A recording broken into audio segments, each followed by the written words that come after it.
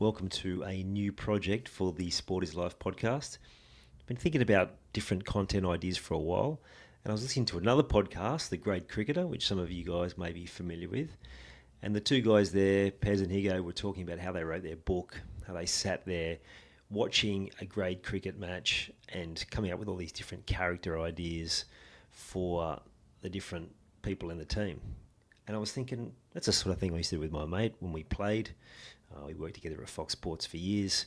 We came up with a whole lot of different weird ways of looking at sport. We always took our sport seriously. We supported, but we always saw the lighter side, the funnier side of sport. And so this new concept, the Week in Review, we're going to do exactly that. We're going to have some serious opinions there. Our opinions, you may not agree with them, but we're also going to look at the lighter side of sport, some of the funnier stories, some of the more weird and interesting stories. Nice short 20 minutes of a bit of what's gone on in the week of sport. And so it starts today. It's one of my really close friends, Ben Norris. He's going to be joining me each week for this Week in Review. Here's our first one. I hope you enjoy it. Please do pass on any ideas you have to us. My details are in the show notes, of course.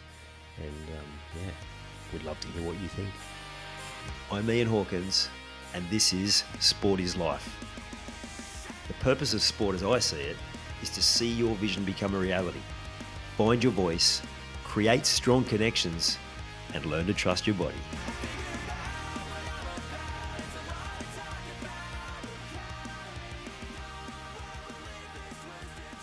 All right, welcome to the Sport is Life Week in Review. We're trying out something different. Been looking for what else I can add to the pod, and seen a few different things that sort of got me thinking that maybe this would be a good way to go. So I've got my good mate here, Ben, on board for us to look at the lighter side, or maybe a little bit serious, but look at the lighter side of sport, much like we did back in the old Fox Sports days. So welcome, Ben. Cool. Hello, Ian. Good to see you. Good to see the jersey on too, or the jacket. Yeah, for those just listening, the Eels jumper, we're making a good charge, but it's easy when the pressure's off. We'll see what happens later on. And I like you've got the Wallabies hat on. And Yep. Got it out of the just-in-case drawer. It was good. I do have a Wallabies jersey tucked away somewhere. Mate, are they back, or is it another false dawn? We will see. Well, who knows? Only the drawer will tell. It could be back at the back of the drawer again very easily. Exactly. I haven't got mine out yet, so we'll wait and see. US Open, the news. Speaking of hats. The guy. Yeah, speaking of hats, what about that bloke? He's signed the players signing autographs. Was the player like the guy who stole it was like Polish CEO or something? But was the player Polish? He wasn't short of cash. Oh, mate. So for those who haven't seen it, he's signing autographs, this player at the US Open tennis, and he's about to hand his hat to this young fan, and this adult just snaps it out of his hands and chucks it in his bag. And unfortunately, or fortunately, depending on how you look at it, that someone caught that on camera and it's gone viral, and he has copped an absolute caning. Did you see what they said about him in the news? I know he had to make an apology, and luckily for the little one, the player in question went and found him and gave him all the gear minus the sweat. But it reminded me, if anyone is a fan of The Simpsons, when they talk about Ralph Wiggum's heart breaking, and you can pause the video and see when his heart breaks. You can do the same with that little kid. You can see his heart's broken as soon as the guy whips it out from underneath him. Yeah, and he's yelling at the player to come back, and the player just keeps on going, and this poor kid, oh, mate. But what possesses a grown man to pinch a souvenir like that out of the hand of a child? Crazy. I wonder if he just wasn't thinking that no one will see this. The 100 cameras around the stadium might give it away. And I think it probably would have been the fans who cottoned onto it first, because I think it went viral. before a commentator said anything about it. So you're not safe anywhere these days. What a dickhead. Well, good of him to get caught. I did have a Yeah. tinge of feeling sorry for him when I thought about like the backlash for his business. Yeah. But maybe that's And it might have been like a touch of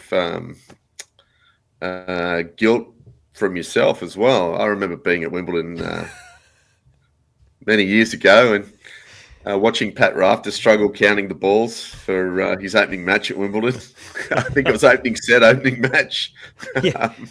I was quite impressed that he knew exactly how many balls were supposed to be in court and one of them wasn't there. Yeah. Hey, I've only got 5 balls here. Actually, for those watching, I'll pull it out. It's a little bit worse for wear, the Wimbledon 1998 ball, but there it is, Paddy Rafter's ball. Yeah, well, you know what? I paid enough for the ticket. I thought I was a struggling backpacker. Well, a little souvenir, who one's going to notice? But do you remember the daggers I was copping from the line judge down on whatever court 13 or whatever it was off in the back of the complex there at the old Wimbledon? What I remember is there was a lot of laughter from the Aussies, and none of the Aussies dobbed you in, which was fantastic. Mate, I was dodgy back then. Yeah, different world. The convict with a loaf of bread, mate. That's what you were. Exactly right. Oh, times were tough back then, my friend. I think I thought I was going to auction it off or something. I must have been drinking. Those were the days. All right, moving on from me. Someone else in the news this week, Chrissy Sandow, drugs and weaponry charges, had, I think it was a shotgun, ammunition, drugs, caught in possession in just in the suburbs, and it's like heartbreaking in a way, isn't it? Because we expect these footballers to suddenly earn a whole lot of money and that they've got the ability just to change their behaviour, and you feel for them, because the rumours always were that him and his mates would put on bets for him to kick 40-20s, and I don't know how true that is, but he did have plenty of attempts. But something I've been big on for a long time. You can't just put tougher rules in for people who have had a really tough upbringing and struggle with right and wrong, or have always been, no one's ever said no to them. So yeah, you kind of feel for the bloke, don't you? You do, and he may have had a lot of hangers on, guys just in his ear saying, "Hey, how about we do this?" It might start small, and then it just steamrolls to the point where, actually, you're an that's a whole lot of trouble. Oh yeah, well, I think he got a year. He got a year in prison. Basically, he's already served like half of that waiting trial. But you're a bit more, or a lot more of an NBA fan than me. There's a pretty well-known list of guys that have, like you said, entourage and hangers-on who. Yeah. A lot of point shaving goes on. Oh, even just how much money that they squander because they kind of think that this is going to be forever, and by the end of their career or a year or two afterwards, they're broke, right? Yeah. I mean, if you're looking at the guy who's done things right, Shaq's the polar opposite. Brought up in a military family, made a mistake, I think, in his first contract where he went out and bought an outrageous car and then wondered why he didn't have any money left. Well, didn't his dad rip him a new one for that one as well? Dad got into him, and then I think he's invested in Starbucks now. He's invested in all sorts of stuff, and like he probably prints his own money with his own face on there, smoking a cigar. Oh yes, those were the days when basketball was basketball.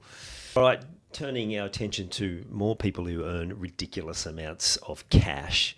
What's been happening in the EPL this week, mate? Well, most important game of the season. Turned out to be a bit of a stalemate for about 80 minutes. This is then the Scouse versus the Gooners. Yeah, up at Anfield. So if you'd asked an Arsenal fan, they probably would take a draw. going to Anfield, even though they got a pretty good side. Just added to it as well with the transfer window. But then again, so did Liverpool. Got Isak finally. So, but the game was barely, I think, barely 10 shots between the two sides.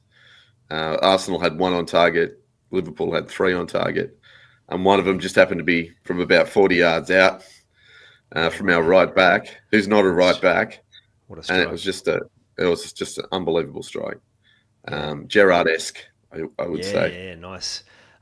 Which the Liverpool fans would love. Now, while we're talking about screamers, our Aussie boy Iraconda, who's now with Watford, he's just banging them in for fun. Yeah, and looking good doing it as well. Yeah. Which bodes well for, because I don't know. I mean, the Socceroos have been getting results, but there's no one you'd look at it and go, well, there's no Harry Kewell, there's no Tim Cahill, there's just a team. But it'd nice to have a few superstars on the horizon that you could follow. Like when Harry was at Leeds, I still followed him. 100%. And Dukes as well. Yeah, well, Dukes, except that time where he banged in 4, but that's a story. Well, we won't mention that one.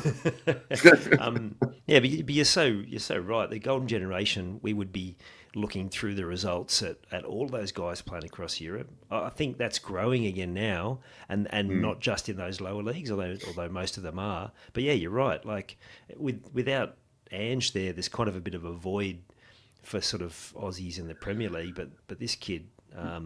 Watford in the Championship, but the Watford fans are loving him because you're right. It's not just the 2 like top bins free kicks he scored in the last 2 games. It's the way he's been playing, getting up and down that flank. And if you keep doing that, some will come in the summer and nab him, and hopefully it'll be a decent team, so he can hang around. Yeah, was it Bayern Munich where he got signed? It was one of the big German clubs, wasn't it? Yeah, originally? It sounds familiar. Yeah, and then he got loaned out to Scotland, maybe? I don't know. But he's obviously found his home and doing a great job. We if we're talking EPL, we've got to pause and talk Man United and, most importantly, their fans who had such a great run for so long. But, mate, now they know what it's like to be in a hole. Oh, what about Grimsby? If you saw the game, they played exceptionally well. I mean, I know it's easy to put the knives into Man U and fun as well, but they played so well. And they could have had 3. They could have been 3-0 down. They just got saved by the linesman calling an offside. Yeah, the Man U fans, their faces are getting red as Fergie's face. And I'd love to know what Fergie thinks too. I'd love to be in a fly on the wall in a Alex Ferguson room or a meeting room or something with him in it. There would be boots flying everywhere. It'd be sensational. Yep. Absolutely. But the weird thing is that it's all cycles in football. We went through this. Liverpool went through this. We had an amazing 70s and 80s, and then got a little too cocky, didn't do the scouting we needed to do. Man, you had a golden generation of players. And we didn't have quite the lows that United are having at the moment, but we had a few of them. So if you look at sustained success in the sports that I follow, it always comes off the back of focusing on youth and putting great structures in place. You've got to look at what's happening at Penrith. The Storm have done the same. Roosters have done the same. As much as people laugh about, Roosters like buying their way to premierships and having no juniors, but they've always had a record of, since their run of success in the last 15 years, of getting the best young kids from around the place, and the teams that haven't done well have gone away from that. They haven't got their youth in place, and it's interesting you say that. Is that like a known story that Liverpool actually went away from Like they actually did get a bit cocky and sort of missed the boat in a few things. I think they let their generation before that hang around too long. Maybe. I mean, it was hard because you had guys like John Barnes who was still playing when, and then it went to Redknapp and Fowler, and Fowler looked like the next big thing, and then he had his issues, and then he eat the grass. yes, as Gerard Woolley would say, he ate the grass. He was A little snorting too the much of line. it. Yeah, and that Yeah. and that happens, and it's tough too when you see your rival getting better and you're not making progress, and you start making decisions that probably aren't in the best interest of the club, and you're not attracting the same players that you were. And you can have a punt on a player as well who looks the goods, and he doesn't shape up in the Premier League. Yeah, it's a different kettle of fish. I think it was on that podcast with Gary Neville and Roy Keane and Ian Wright, and they were talking about United and how they didn't get in a heap of players, maybe one or two a year, and if one of them didn't work, it didn't matter so much. And they were talking about Veron, and they were talking about Vidic. Was it Vidic? The guy who played at the back, and they were saying they obviously one of them went a lot better than the other, but they said Vidic was like small, and at first people were like, oh, maybe he's not going to be that good, but they were just talking like they obviously had an eye for people who were talking sports show in the UK, or Talk Sport, and he said I think I've got to stop supporting him. And the guy he was talking to is like, well, you can't do that. That's not what fans do. And he's like, my son goes for Everton. My missus goes for Everton. They've got a new stadium. They're doing good things. He goes, I think I'm going to go for Everton. And they were just panning him. You can't change teams. I'm the same. You can't change teams. You wouldn't feel the same anyway. You could jump on, but there's no way to feel the same. No. And everyone would know. Yeah. Yeah, absolutely. So you're stuck. Once you're on there, you're stuck. Yeah, that's the way I look at it. You can cheer on your countrymen, but you can't switch teams. Yeah, maybe a conversation for another day, but nothing worse than those Queensland fans who have lived in New South Wales their whole life, like because they've changed. It kills me. I know. Like you have your team and you stick to it. I know my older brother, has apologised to his siblings and to his nephews. Said, I'm sorry, this is where we ended up. It's all right, mate. It'll be worth it at some point, hopefully. Before we leave football, shout out to the Bayer Leverkusen marketing team for their fantastic post on after the Grimsby debacle.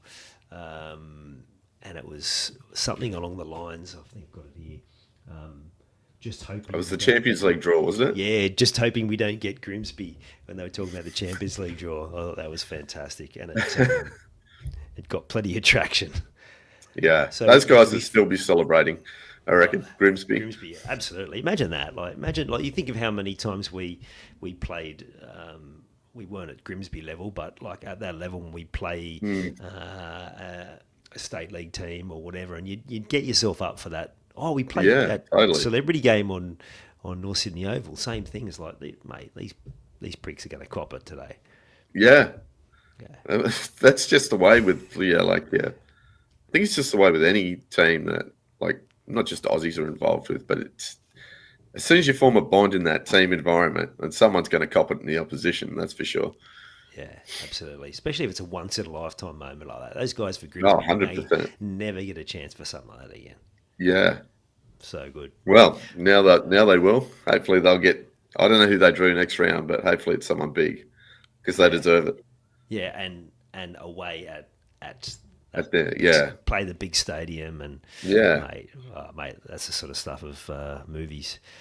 I think we'll wrap it up there, mate. We the aim for those listening and watching, the aim is for us to keep this pretty tight, just about 20 minutes. If you have any ideas or thoughts, or you saw anything in the news that you think it'd be worth a good laugh, people, make sure you email me.